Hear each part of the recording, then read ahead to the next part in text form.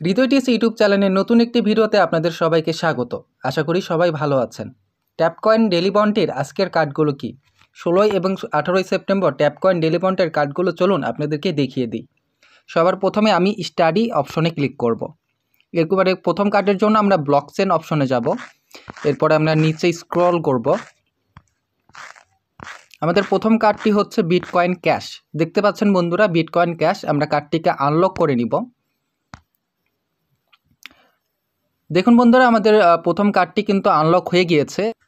এরপরে আমরা দ্বিতীয় কার্ডটি খুঁজব। দ্বিতীয় কার্ডের জন্য আমরা অ্যাপ্লিকেশন অপশন এখানে ক্লিক করব।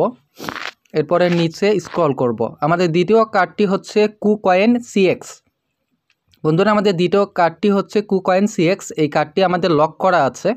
এই কার্ডটিকে আনলক করার জন্য সিএক্স কার্ডটিকে লেভেল 9 করতে হবে। তো এই কার্ডটিকে আনলক করার জন্য আমরা টার্মস অপশনে ক্লিক করব। এরপরে দেখতে পাচ্ছেন বন্ধুরা, এখানে সিএক্স অলরেডি আমাদের 8 লেভেল করা আছে, শুধুমাত্র 1 লেভেল করলেই হবে। তো আমরা এই কার্ডটিকে আপগ্রেড করে নিব।